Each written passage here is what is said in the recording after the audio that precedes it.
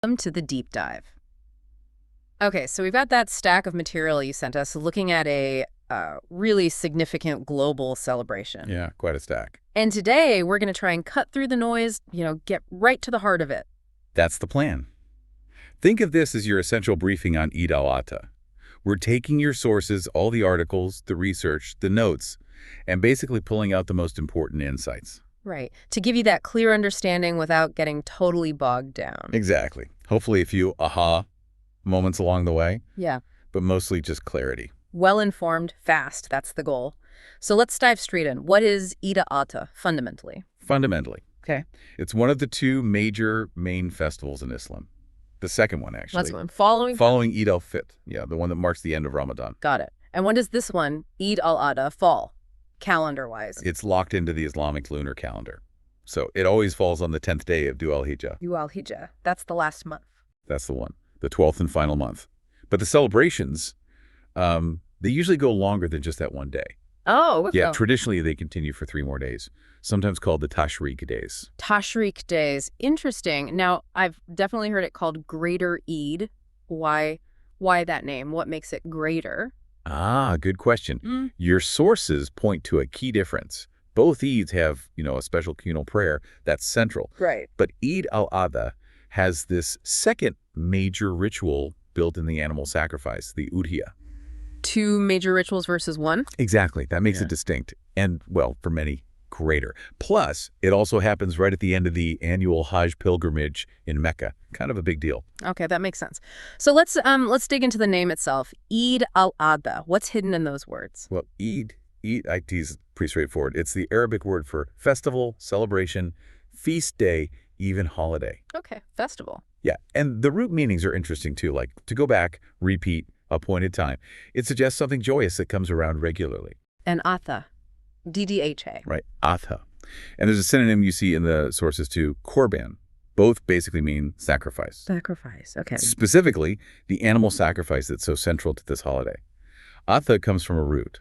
Korban comes from koraba, which actually means something like to draw near or proximity. Oh, interesting. So the sacrifice is about drawing closer to God. That's the implication, yeah. An offering, an oblation, a way to build that closeness. So literally, festival of sacrifice makes the main event pretty clear. It really does. Now, I saw a note in the sources, something about the etymology, maybe words borrowed from other languages. Yeah, there's some linguistic scholarship, like Arthur Jeffrey's view mentioned in your material, suggesting that maybe Eid, or the root for korban, might have come into Arabic from older languages, like Syriac or Aramaic. It's, a fascinating side note on how language travels. But the main thing from the name is definitely festival and sacrifice. Got it. And does the pronunciation ever change? Oh, yeah, slightly. Yeah. Like in areas influenced by Persian, think the Indian subcontinent, you'll often hear it pronounced Eid al-Adha with a Z sound. Yeah. Same holiday, just a regional variation. Okay. Now, the origin story. This seems to be where the real weight and meaning comes from, right? Explains why it's such a significant holiday. Absolutely. This is the core narrative. Eid al-Adha is all about commemorating this incredible test of faith faced by the prophet Abraham in Arabic. The test being? God commanded him in a dream, the sources say, to sacrifice his son, his beloved son. Wow. That's intense. And the son's reaction, your sources quoted, I think. They do. It's quite amazing. Yeah. From Surah As-Safak in the Quran, Abraham tells his son, "Oh, son, I keep dreaming that I am slaughtering you." And the son says, "Father, do what you are ordered to do." Just complete submission and faith from both of them. Unbelievable courage. Truly. And the story goes on, Abraham prepares to follow the command. But then Iblis, Satan, tries to interfere, tries to tempt them, dissuade them from obeying God. Right, tries to sow doubt. Exactly. And that struggle, that resistance against temptation, is actually remembered during the Hajj pilgrimage. How so? Well, pilgrims throw pebbles at these symbolic pillars. It represents Abraham driving Satan away when he tried to stop him. Ah, okay. So that connects directly back to this story. Directly. So Abraham shows he's absolutely willing to obey no matter the cost. And then God steps in. Yes. Yeah. Just as he's about to proceed, God intervenes.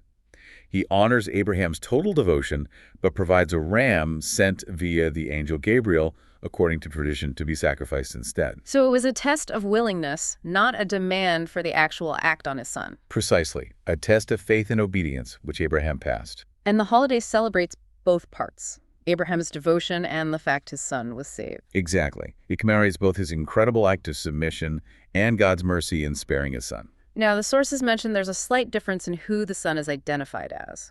Right. In the Islamic narrative, usually connected to Eid al-Adha, the son is traditionally identified as Ishmael. But the parallel story in Judaism, the Akedah, which is in the Torah, Genesis chapter 22. That one identifies the son as Isaac. Correct. But interestingly, your sources note that both accounts, or references to Abraham's willingness to sacrifice his son, appear in the Quran, specifically Surah 37. Fascinating overlap. And here's a neat detail from the sources. The actual word Eid, the word for festival. Yeah.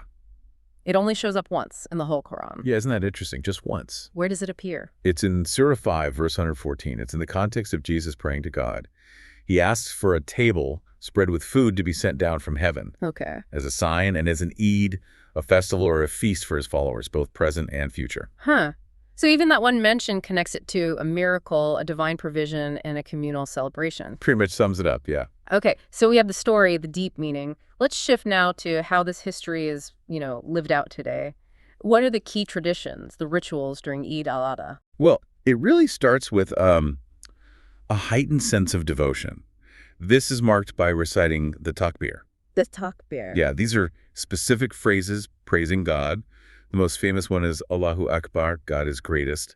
These are recited frequently, like before prayers, during the days leading up to Eid, and throughout the Eid celebration days themselves. So it sets a certain tone, magnifies the occasion. Definitely. It brings the community together in that remembrance and praise. Then, of course, there's the special Eid prayer. Right.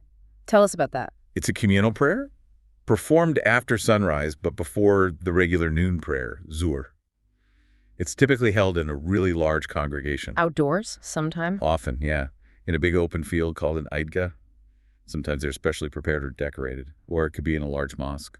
And it happens rain or shine? Or is there flexibility? The sources do note it can be delayed a bit if there's, significant difficulty, like really bad weather. Flexibility is there. And after the prayer? After the prayer, there's usually a khutbah. That's a sermon. Okay, what's the focus of this sermon? It generally reinforces the meaning of Eid al-Adha, reflects on Abraham's story, the themes of sacrifice, faith, obedience, and also community responsibilities, like caring for the poor. So after the formal religious part, the prayer and sermon, it sounds like the focus shifts more towards social connection. Absolutely. That's a huge part of it. People embrace each other. They exchange greetings. The most common one you'll hear is Eid Mubarak. Eid Mubarak, blessed Eid. Exactly. And then there's lots of visiting. Family, friends, neighbors. It's a very social time. And gifts. You mentioned gifts earlier, maybe. Yes. Eidi. E-I-D-I. Hmm. That's a really common tradition, especially giving gifts, often money, to children. Makes it extra festive for them, Yeah, kids always love that part of any holiday. For sure. And another really important aspect highlighted in your sources is hospitality. How so? Muslims often make a point of inviting people into their homes. Friends, neighbors, colleagues, even people who aren't Muslim. Oh, that's nice. Yeah, it's a way to share the celebration, share food, and also, teach others a bit about their culture and faith. Fosters understanding. That's a great tradition. Okay, now, the ritual that defines the holiday, the one in the name, the Udhiyah, the sacrifice. Right. This is really central. It's performed by Muslims who have the financial means to do so. It's not required if you can't afford it. And what's actually sacrificed? There has to be halal livestock. Yeah. So usually that means a sheep, a goat, a ram, sometimes a cow, or even a camel, depending on the region and what's available or traditional. And the act itself is symbolic, right? Echoing Abraham. Exactly. It directly symbolizes Abraham's willingness to sacrifice his son in obedience to God's command. It's a reminder of that ultimate faith. Your sources gave some sense of the scale. Globally, this is a massive event. Oh, huge. Yeah. The example cited from Pakistan back in 2011, they estimated around 7.5 million animals were sacrificed just for Eid that year. And the cost associated with that was the equivalent of over $4 billion in today's money. Just gives you a sense of the scale and, frankly, the economic impact, too. Definitely. And a really crucial part of this, according to the sources, is what happens with the meat afterwards, isn't it? It's not just kept by the family. No, absolutely not. That's key. Right. The traditional practice, strongly emphasized, is to divide the meat into 3 equal portions. 3 parts. For who? 1/3 is for the family who performed the sacrifice. 1/3 is for sharing with friends, relatives, and neighbors. And, very importantly, 1/3 is specifically set aside for the poor and needy. Ah, so it ensures everyone gets to share in the feast. That's the goal. It really underscores the values of charity, generosity, and community solidarity that are so central to the holiday, making sure everyone, regardless of their economic situation, has meat to eat during the celebration. Yeah, this brings up something interesting that was mentioned. There's actually some scholarly discussion or debate about the sacrifice itself, like how obligatory it is. Yes, that's a really fascinating point in your sources. While the Udhiyah is, incredibly widespread and seen as central, there isn't 100% agreement among Muslim scholars on its exact religious status. Oh, what are the different views? Well, some scholars view it as waqib. That means obligatory, required, for those who can afford it, like a definite duty. Okay, waqf obligatory. But others classify it as sunnah muakkada. This is more like a strongly recommended or established custom, something Prophet Muhammad consistently did and encouraged, making it very important, but perhaps not strictly mandatory in the same way as, say, the 5 daily prayers. So a confirmed sunnah, but maybe not a strict obligation for everyone. Kind of, yeah. It leads to slightly different interpretations of whether it's an absolute must-do if you have the means, or a deeply significant tradition that you should uphold if possible. Does that lead to discussions about alternatives if someone can't do the sacrifice? It does. Your sources mention that some scholars, particularly perhaps those leaning towards the sunnah muakkada view, might suggest alternatives. For example, if someone genuinely cannot perform or arrange a sacrifice, perhaps making a significant charitable donation could fulfill the spirit of it, or maybe even fasting on those days, for some interpretations. So it shows there's internal discussion and nuance within the faith. Exactly. It's not monolithic. It shows a living tradition where scholars grapple with how best to apply principles in different contexts, a dynamic discussion. That's really interesting. Okay, so beyond the prayer and the sacrifice, what other customs really mark the celebration? What else do people do? Well, dressing up is a big one. People wear their finest clothes, often new clothes, especially for the Eid prayer and for visiting family and friends. Looking your best for the celebration. Pretty much. And food, of course, is huge. Beyond the meat from the sacrifice, there's lots of traditional cooking and baking. Any examples mentioned? Your sources mention things like mamul. These are date-filled cookies, really popular in the Middle East. Samosas were mentioned too, maybe more in South Asia. Every region has its special Eid dishes. Mammal, okay. Sounds delicious. And leading up to Eid, anything noticeable then? Oh, yeah. Given the sacrifice aspect, you definitely see large, bustling cattle markets popping up in the days and weeks before Eid in many places. It's quite a sight. Right, where people go to buy their animals. Exactly. Now, how does this look around the world? You mentioned regional foods, but are there other variations in how Eid al-Adha is celebrated? For sure. While the core things, the prayer, the sacrifice, the charity, the family gatherings, are pretty universal, you definitely see local cultural flavors. Like what? Well, your sources mentioned henna.